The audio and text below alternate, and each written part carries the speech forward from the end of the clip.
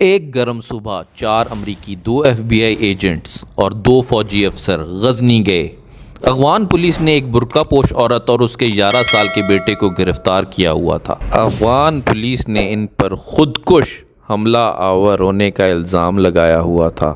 امریکیوں کی دلچسپی ان کے نوٹس پر تھی، جس میں امریکہ کے اسٹیچو آف لبرٹی پہ حملہ کرنے کی معلومات تھی۔ امریکیوں کو پولیس اسٹیشن کے اندر ایک کمرے میں لے جایا گیا، جہاں ان کو نہیں پتا تھا کہ پردے کے پیچھے ایک عورت کھڑی ہے۔ امریکی نے پردے کے پاس اپنی رائفل رکھ دی۔ اس عورت نے 2 گولیاں چلائیں اور اللہ اکبر کا نعرہ لگایا۔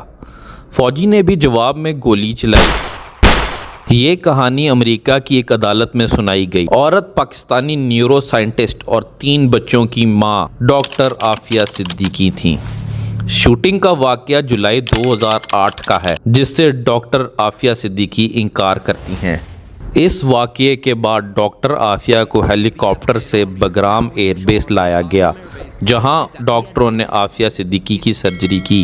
اس مقدمے سے پہلے وہ امریکی وار آن ٹیرر کی ایک پراسرار کہانی کا حصہ رہی ہیں۔ MIT میساچیوسیٹس انسٹی ٹیوٹ آف ٹیکنالوجی سے پڑھی ہوئی عافیہ 2003 میں ڈاکٹر عافیہ کو لیڈی القاعدہ یا گرے لیڈی آف بگرام کہا گیا۔ امریکی عدالت میں صرف یہ ثبوت دیا جانا تھا کہ ڈاکٹر عافیہ نے فوجی پر گولی چلائی ہے یا نہیں۔ نیو یارک میں ڈاکٹر عافیہ نے پہلے بے قصور ہونے کا دعویٰ کیا تھا، لیکن اب وہ پوری عدالتی کارروائی سے انکار کر رہی تھیں۔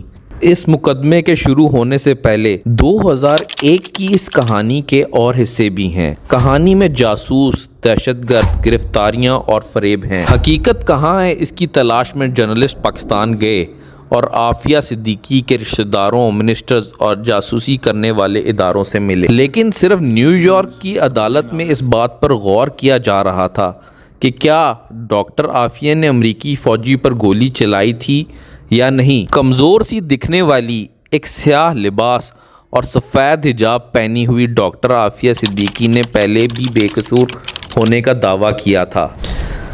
ایک اور ہیئرنگ کے دوران صدیقی نے جج کو ٹوک دیا، اپنے وکلاء کو ڈانٹا اور عدالت میں بھرے ہوئے لوگوں سے تیز آواز میں مخاطب ہوئی، میں اس مقدمے کا بائیکاٹ کر رہی ہوں۔ میں تمام جرموں سے بری ہوں اور اس بات کو ثابت کر سکتی ہوں، لیکن میں اس عدالت میں ایسا نہیں کروں گی۔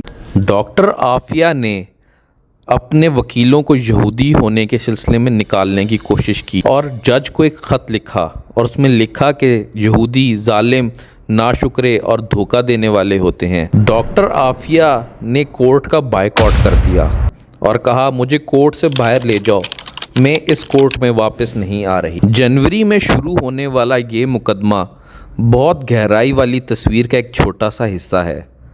سچ جاننا بہت مشکل تھا، لیکن یہ سب کچھ کراچی سے شروع ہوا، جہاں ڈاکٹر عافیہ صدیقی 51 سال پہلے پیدا ہوئی تھیں۔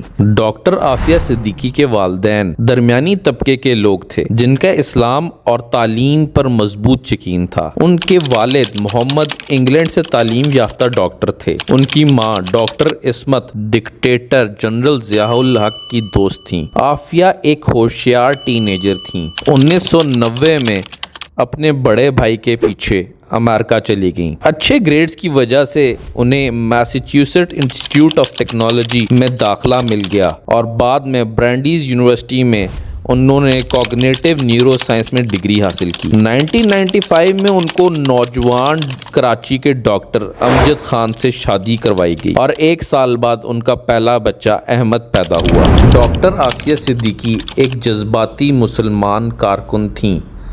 نیو یارک میں انہوں نے افغانستان، بوسنیا اور چیچنیا کے لیے چندہ مہم چلائی۔ 9/11 کے بعد ڈاکٹر عافیہ کی زندگی میں ایک ٹرننگ پوائنٹ آ گیا۔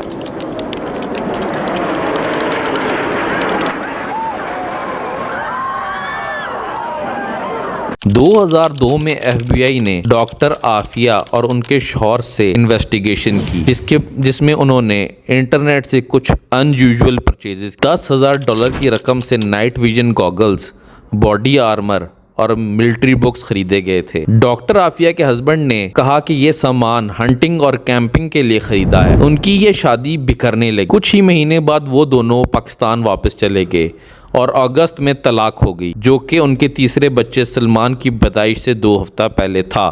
ڈاکٹر عافیہ نے دوسری شادی کس سے کی؟ ڈاکٹر عافیہ کے القاعدہ سے تعلقات کیسے بنے؟ ڈاکٹر عافیہ کیسے پکڑی گئی؟ سب دیکھنے کے لیے سبسکرائب کریں۔